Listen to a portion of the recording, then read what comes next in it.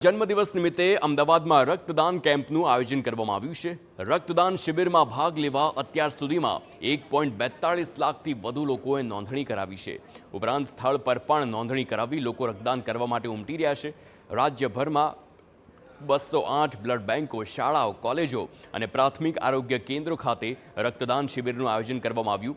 રક્તદાન શિબિરમાં શિક્ષકો, તલાટીઓ, હોમગાર્ડ તેમજ અન્ય કર્મચારી સંઘો ઉત્સાહભેર ભાગ લેશે।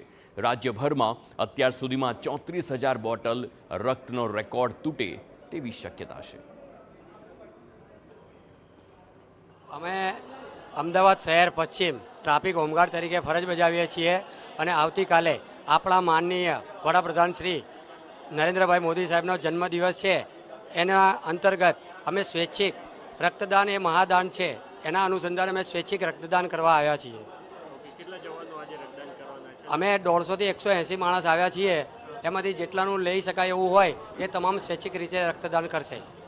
માનનીય વડાપ્રધાન શ્રીના જન્મદિવસની પૂર્વ સંધ્યાએ સંયુક્ત કર્મચારી મોરચો, ગુજરાત રાજ્યના તમામ યુનિયનો, કર્મચારી યુનિયન હોય, એની અંદર મહેસૂલ યુનિયન હોય, તલાટી યુનિયન હોય, શિક્ષક યુનિયન હોય કે પ્રાથમિક શિક્ષક યુનિયન હોય કે નગર પ્રાથમિક શિક્ષક યુનિયન હોય, તમામ કર્મચારીઓએ પૂર્વ સંધ્યાએ બ્લડ ડોનેટ કરવા માટેનો વિચાર કર્યો અને એની અંદર અમે એક એપની અંદર રજિસ્ટ્રેશન કર્યું અને તમામને આહવાન કર્યું કે આપણે બ્લડ ડોનેટ કરવું જોઈએ।